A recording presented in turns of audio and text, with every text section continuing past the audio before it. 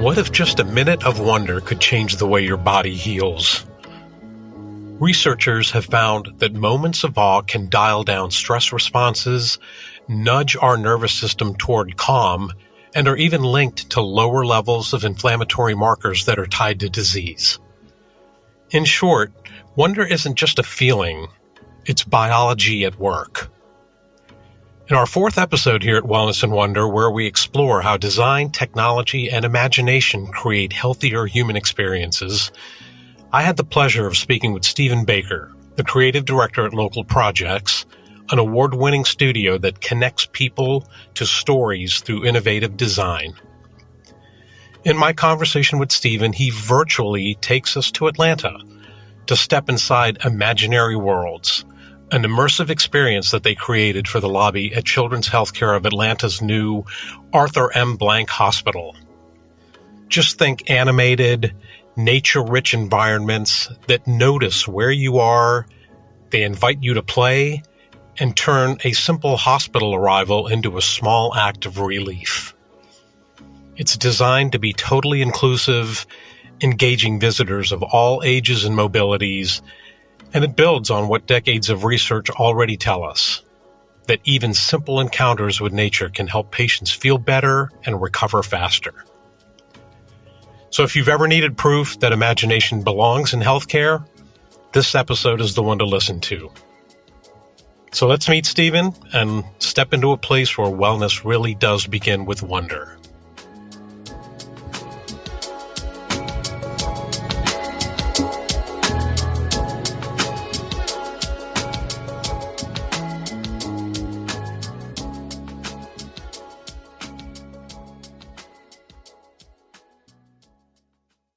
Stephen, it is such a pleasure to have you here on our Wellness and Wonder podcast. Thanks for doing this. Really appreciate it. Raj, nice to see you. I'm so excited to be here today.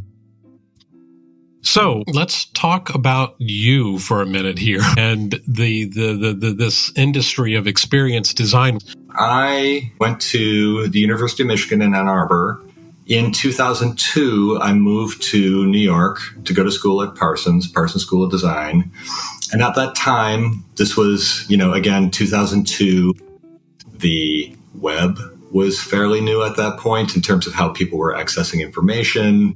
Things like cell phones and cell phones with cameras for the first time and videos. And the iPod was coming out around this time. There was like a real proliferation of new ways of accessing information, of engaging with the world and so on. And I was really interested in how devices or experiences or, methodologies could be well designed, or how they could meet the needs of people and how they might best integrate into our lives, because this is all it continues to be, but at that time it was really like a very burgeoning and very, very new space. So I went to Parsons to study that type of work. The master's program that I went into is called Design and Technology. And through that work was really immersed into that whole ecosystem from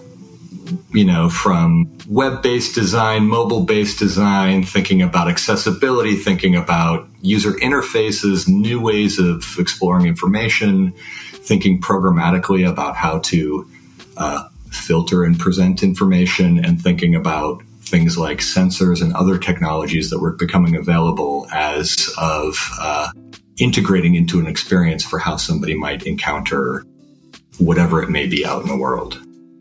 And my work went from, all kinds of web and mobile first work, that felt very new at that time, to museum work, to all kinds of different experiential work of working large scale, of presenting films and stories and narratives across multiple screens, activating spaces with sound, with lighting, and so on.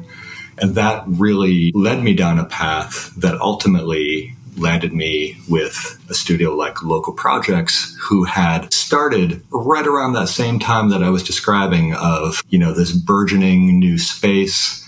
Local Projects in parallel were when the studio started, a real disruptor in terms of approaching things with a new perspective, approaching technology with, appetite and really a desire to do things new. So throughout my early career, I knew of Local Projects. I knew of Jake Barton, the founder of Local Projects, and our career paths really followed some similar arcs to a point where it really felt inevitable, or it felt like a homecoming to work with Local Projects for a number of years and then now be with the studio as a creative. Well, that's cool. So you worked with them before you worked for them.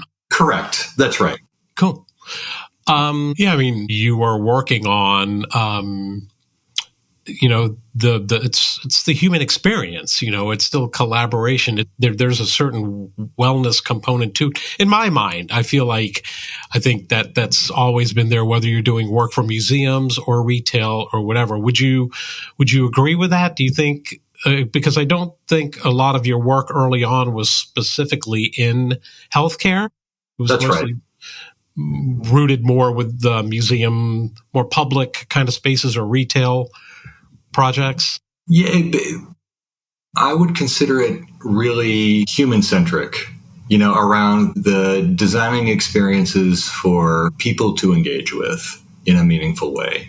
So that translates very wonderfully to the healthcare space or to the wellness space, but it also has, real relevance in public environments, in terms of information design, in terms of helping people understand where they are and where they need to go, in terms of retail experiences, thinking about the proportions, the, quality of light, thinking about finishes and so on.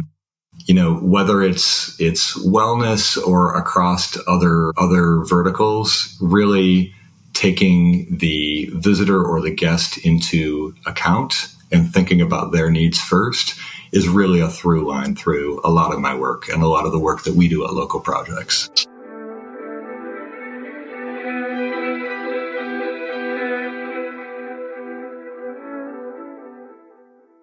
Were there healthcare customers that were interested in this sort of technology, or did that when in the the growth of Local Projects, when did those customers start to arrive?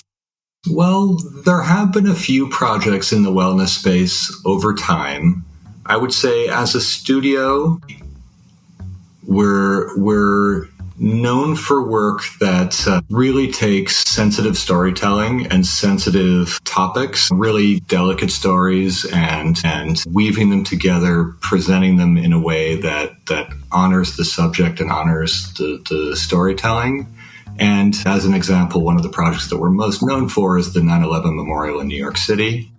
There are many others around the world that we're also known for, but this type of work, I think, becomes a beacon for other types of opportunities where, while the connection might not be one-to-one or directly obvious, the fact that we are really being very intentional and being very mindful about how we're telling a story, setting up a space, making people feel, and so on, that really lends itself well to engagements with hospitals who are dealing with their own intricacies and own, delicate subjects. It really, I think, puts us in a position to understand their needs and to be very empathetic from the onset. So in terms of wellness work, the project that we're talking about today is one, and that there are several concurrent projects that we'll be launching over the next couple of years that are also in this space. So let's talk about this great project of yours in Atlanta. It's huge, 2 million square feet. I think 19 stories. You've got 450 beds or something like that, and it's pretty amazing of a project, Children's Healthcare in Atlanta, which is what the Arthur Blank. That's correct. Yes. How did that project come to you guys? That's a really good question. First of all, we were engaged as the hospital was being designed and as it was being built. So I was going to come to that, but that makes sense. A lot of our work early on was like as the hospital was breaking ground, before it was, able to be gone into at all. So we were involved fairly early on in terms of the opportunity. The project came our way through really the ecosystem of people involved in the project itself, all having worked with us and with colleagues on other projects in other places, that ultimately, as a team was being assembled to think about the lobby, they brought in experts who think about immersive spaces, who think about storytelling, who think about unique environments and so on. And ultimately, that's how we were connected. While we were involved early, we were approached in this case with an opportunity where the client knew that they wanted to have a large digital activation in the lobby. And they, with the architects, had defined an area of opportunity for us. And that was the first tranche of okay, there's all kinds of things we could do. What do we need to be thinking about beyond the screen? Mm-hmm. And then as the design was being evolved, they had been thinking through the interior design program. They'd been thinking through, all the adjacent spaces, and came back to us and said okay, we've been advancing the design. The design in the lobby was a really naturalistic feel in terms of giant trees in the lobby and tree houses and, suggestions of natural spaces, water, and so on. These environmental murals that go throughout the hospital. And through that led us down the hospital, the lobby is really meant to feel in some ways like the outside. Mm-hmm. It's really leaning on a design that's kind of whimsical, these giant leaves and so on. Let's lean into that and let's make this screen be a view, a portal beyond the hospital into this magical environment that is being suggested physically all around us. And that's kind of where the genesis of the idea came from.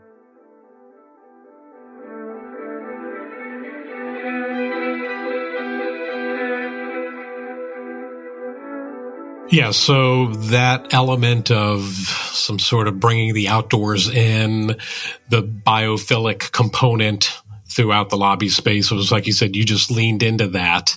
Were there discussions, curious to know if there were discussions with Children's and the architect and yourself about what kind of impact, are we trying to create? Is it, because ultimately this is for the children. It's for visitors. It's for everybody, the caregivers. Did that start to guide the solution a little bit about what the intended kind of benefit, if you will, would be for the ultimate solution? What we very early on worked through were what types of people are going to encounter this space in the lobby. Who do we need to be designing for? And ultimately, what types of qualities do we want the experience to have for these audiences? And then through that kind of led us to the eventual design solution. But we worked with the hospital to identify a number of different guest types, visitor types, from people who are in the hospital for months at a time, children who in some cases are very, very sick, working through the types of mobility restrictions that they may have, either, temporarily, as a part of their hospital, carrying an IV, on a pole, being in a wheelchair, being bedridden, etc. We were talking about siblings for these potential guests, for parents, for grandparents, thinking about people who might see the space once and people who might come down and see the space, multiple times in a week as a part of their wellness regimen as they're getting stronger, getting better. So a big part from the hospital's perspective was joy. We really want to create a space that feels joyful to the guests. The hospital was, the team we were working with were wonderful. We created a series of animals. We went through probably 50 or 60 different combinations over time to try to figure out okay, if we're going to make new animals, what's successful? Can we put a turkey head on a bear body, like, ooh, well, some combinations feel a little intense or a little, like I don't know about that. So, we started with an illustrator, Marta Munga, on our team, who was really wonderful. We started working through, like, okay, what are really playful combinations? What are things that aren't going to produce anxiety, but instead elicit joy? And we started narrowing in on details of these illustrated animal eyes. The eyes become really big and, they kind of become friendly. There's some qualities in the color. There's some qualities in the facial expressions that we start dialing in to feel very friendly and approachable, and then start working through all of the combinations of how all of these different animals can be created, like what combinations are easily identifiable, yet feel very, very unique. And we ended with a suite of more than 20 animals that, as guests walk past this lobby space, there are markers on the floor, physically printed markers with bird prints and paw prints and, various different indicators to just let somebody know something happens here. They stand on a pair of bird prints, and then some randomized, wonderful character emerges and then starts to follow that guest around on screen. Some of these animals are flying. They're flying through the air, and as you walk up to screen, they will come up and they'll greet you. Other animals walk on 2 legs, or walk on 4 legs, or in the case of some of them, we've got a bison that is a bison and a seal. So the seal will kind of like waddle over, and the animals all interact with each other as guests crouch down. As they kind of like jump up and down and wave their arms, the animals respond in different ways. And that was a very fun part of the process to think about. What kind of behaviors should all of these animals have? And then going through the technical process of making all that happen. How should these animals interact with each other? How should they, be attracted to each other, avoid each other? How do they interact with the environment? Do they land on trees? Do they sniff the flowers? Do they, sit in the grass and all these things? So over time, we had built the initial world and then just spent all this time packing in all these behaviors to these animals to bring the world to life, so that if there were a lot of people in the lobby space, the scene would be active and alive in a certain way. And if there were very few people in the lobby space, there were other behaviors that would start to emerge. That the scene always felt different. Always, you knew that there was something happening there. And just really thinking about all of the different contexts in which this environment would be perceived, and making sure that it always felt considered, given the varying levels of traffic, that might be through this lobby space at any given day. It's just so cool. When I first saw the project months ago, I didn't even notice the hybrid of the animals. Till I looked at it more closely. I mean, it's so colorful. It's magical. I mean, it's a beautiful solution for that space. The giraffe flamingo is hands down my favorite. That's one of my favorites as well.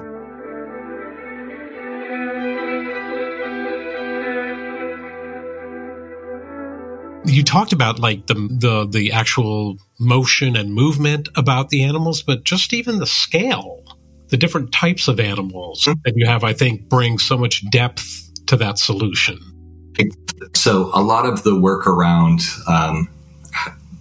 how the animals were created, how they were illustrated, and how they behaved all came out of just insights from engaging with the kids. We do sessions every couple of weeks for maybe a few hours at a time on a Friday afternoon or something. And these insights always help drive what was the stickiest, or the most engaging moments for kids. Also seeing how children in our user testing behaved once they understood that the animals could interact with them, seeing how all of a sudden they would quickly like run up to the screen and run back and run side to side, and, kind of just seeing how they would behave helped us check our work to make sure that we could respond digitally in a way Sure. that mirrored what we were seeing in real life.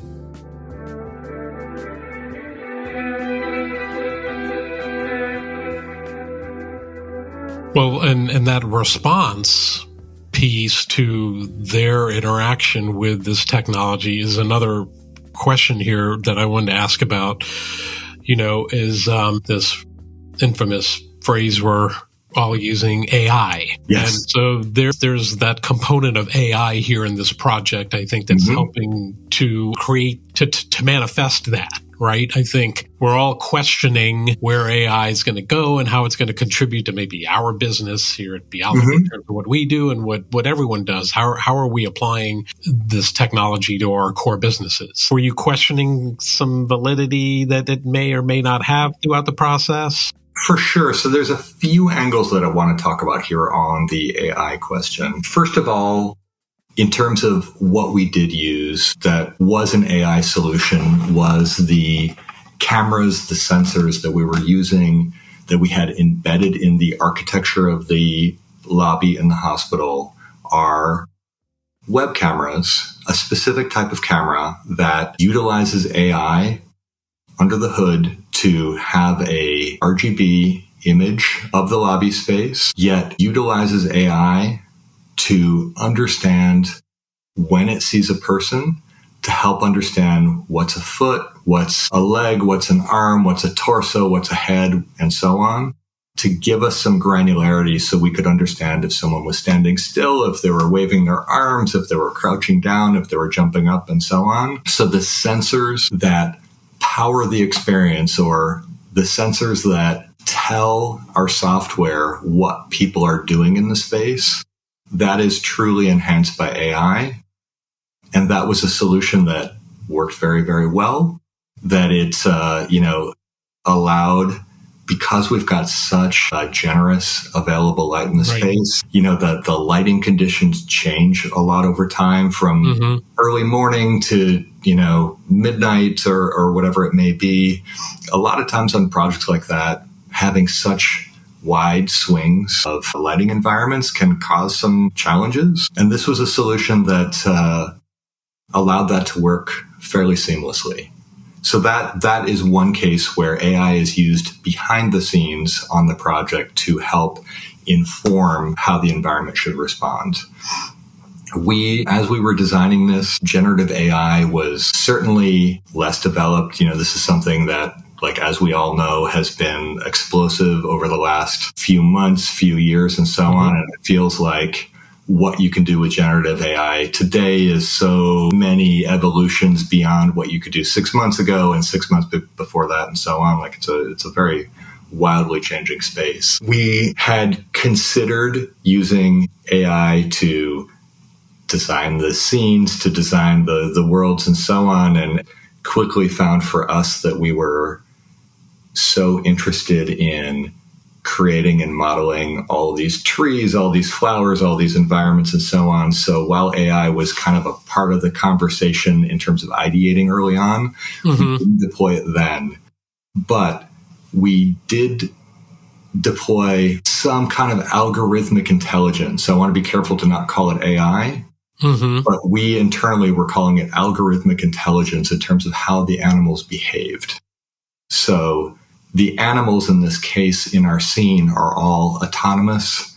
They all have different goals in their minds, if you will, in terms of what they want to do and where they want to go and how they want to behave in the world. So for each of these animals, we built in a set of rules that would have them exploring the scenes, moving side to side, avoiding obstacles that are trees and rocks and grass and flowers and so on, that govern how, if two animals become close in proximity to each other, how they each respond. And while that isn't AI in the generative AI sense, it is an intelligence that we baked into the animals that behind the scenes was actually allowed the characters to move in ways that felt very fluid and natural, and allowed them to behave in ways that didn't feel rote or prescriptive. Well, algorithmic intelligence is still AI.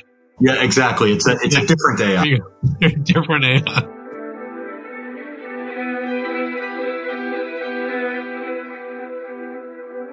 So were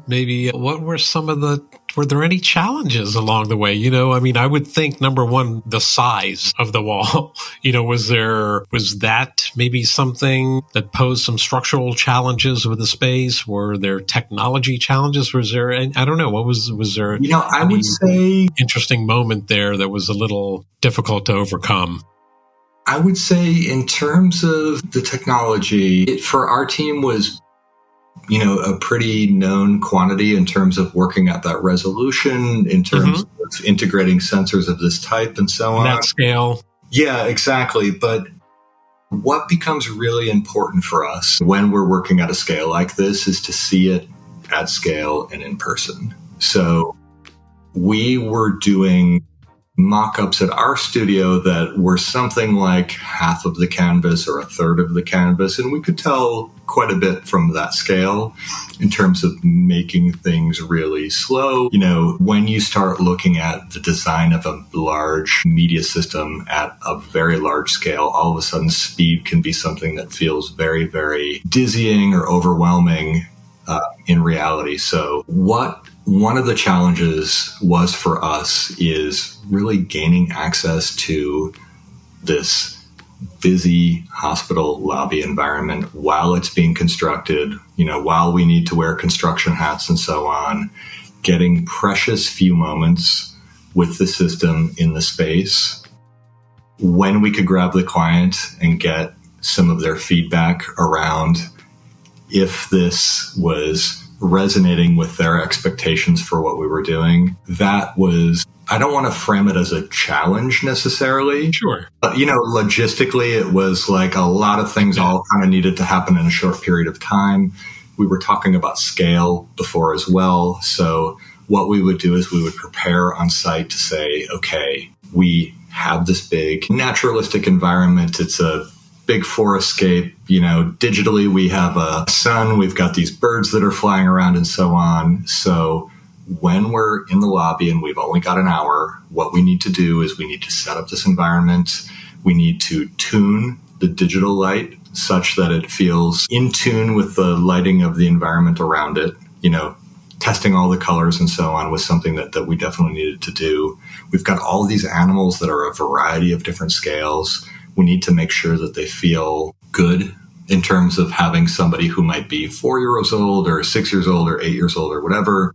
We need to test the scale of all these different things. So we would get in and we would quickly make a bunch of adjustments. Scale of flowers, scale of trees, scale of animals, and so on. Dial that all in, have a quick session with the client, take some notes and go back, make all of our adjustments. And we did this a few times over the course of our working together. So it was really about optimizing time, precious time that we had on site to make sure that everything that we were planning for felt in tune with this, large scale environment around us. How are you guys gauging the impact and the success of something of this magnitude? Continuous feedback. Obviously, That's right. What are some other measures of how well this is being received? So for this project, and this would be true of all of our projects, but we remain in close contact with all of our friends and colleagues at the hospital. We hear how things are going, how the reception has been. Crucially, we make sure that there are no technical issues that, might be upstream of our work, but still affect the overall experience. So, we're really tracking to make sure that this is performing in the way that it was designed to do and built to do. As we've been hearing from our colleagues at Children's Healthcare, it's something that creates joy, creates wonder, and we're in touch in terms of if there are any little details that we can adjust or, massage and so on. We've had conversations with them in the past around perhaps as they've been using it for 6 months or a year, they'll decide that they want a new set of animals or a new set of environments or a new suite of interactivity. So we remain in close contact to see if there's any hopes and desires as they, live with this experience and have it unfold over time. And, we may be re-engaged in the future, to help for a second iteration of this. We'll see. That's great. Okay. So looking into the future, has this project opened your eyes, or maybe are you starting to broaden your horizons as to this kind of work, for these sorts of environments? Maybe not just replicating this, but, doing something like this again. Is there, assuming the experience went well, and doing more of this would be warmly received? Well, yeah, absolutely. I think for myself and for my colleagues at local projects for the studio, what we're really motivated by is doing meaningful work or creating experiences that are meaningful and move people in some way. And for me, the most exciting part of the challenge of this project is putting myself in the mindset of a family member or a patient at the hospital who really needs to spend a lot of time here, and thinking about empathy from their point of view around what do they need and what can we create for them that hopefully will have some meaning for them in their day. That's excellent. That's great to hear. It's sort of maybe an overlap, if not a segue, to my question about what lies ahead. What new technologies or new ideas or maybe new policies, new ways of thinking for these kinds of businesses? In terms of what lies ahead, I think for me, I'm very interested in thinking through how to best support someone who is in an environment like a hospital in this particular case, or thinking through, from an education standpoint or a research standpoint, thinking through That's interesting. How to take very complex research and make it understandable to a wider audience. So some of the work that we do is, even in a wellness space, thinking through from the hospital standpoint, thinking through from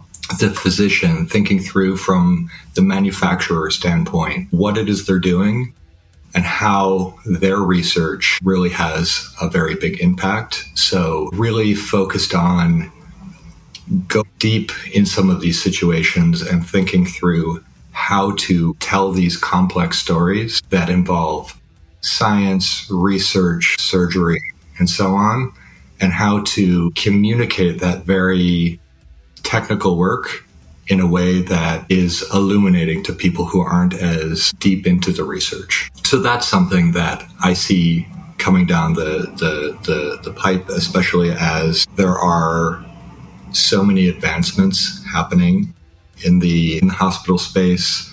With all the work you've done, now this experience with children's healthcare and just looking ahead, you have the sort of the perfect client come your way. He's got this blank check for you. What's a perfect project for you, or something that you'd love to sink your teeth into? There are so many of these. I'm sure there are. Yeah, I'm sure there's a number of them. Yep. I get so excited about all kinds of different opportunities and different verticals and different, types of engagements. What I love most about what I do and what we do at local projects is doing really honest, deep dives into very, very different subject matter where we become experts in a particular area just through helping a client or an organization work through what their needs are. And that can mean many, many different things, between doing deep research on or a deep level of understanding on how AI works and how the microchips that are used to, power these things are created at the nanoscale level, to various science and other types of deep dives in terms of what people are studying on and what people are researching. What as I was saying earlier, something that really motivates me is making sure that the work we do has relevance and hopefully has meaning and moves the needle for people or helps inspire people who see and experience our work. Because we've been talking about healthcare and the wellness space, something that's really been on my mind in the environment is really thinking through the delivery process for newborn babies at hospitals. That is something where I think hospitals are spending so much time thinking about the patient experience. And I've seen major strides as I've been in hospitals over the last, number of years and number of decades around how much better these patient portals are on your phone to communicate information, how much better information design has gotten better when you're in a waiting room and you can see like, okay, the doctor should be with me in 5 minutes and here's what their name is and here's what to expect and so on.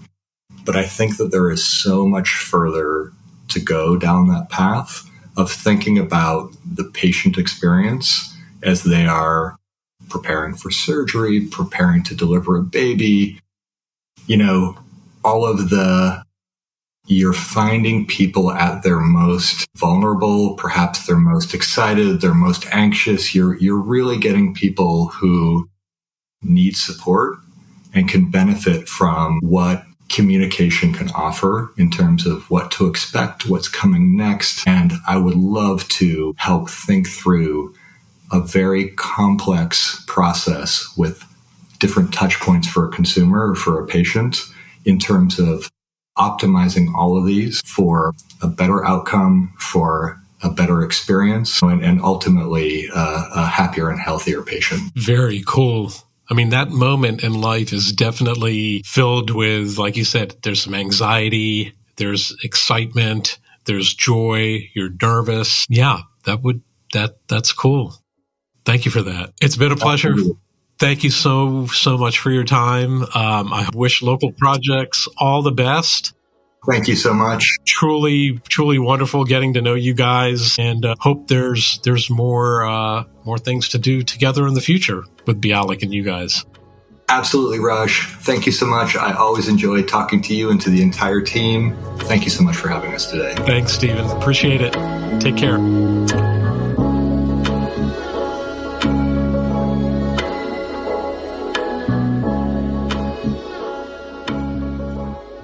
Well, I hope my conversation with Stephen really sparked your curiosity. This project of theirs, the Imaginary Worlds for Children's Healthcare in Atlanta, it shows us how story plus space can soften those hard clinical edges. It's simply just a lobby that responds to you and is a window into vivid nature, but is also a reminder that healing often starts with how a place makes us feel. And yes, the evidence base holds. Views of nature and natural light have been associated with shorter hospital stays and better moods. Since the classic surgery/recovery study many of us learned in design school. A huge thanks to Stephen Baker and the local projects team for their work and for reminding us that imagination is practical. If you enjoyed this, follow us at Wellness and Wonder, leave a review, and share it with a friend who's designing the next great care experience. Again, a quick plug about us. To learn more about everything that we're up to and how our team at Bialik is driving innovation in the spaces that we help bring to life, come visit us at www.bialik.com. That's BIALEK. And follow us on Instagram at Bialik Social.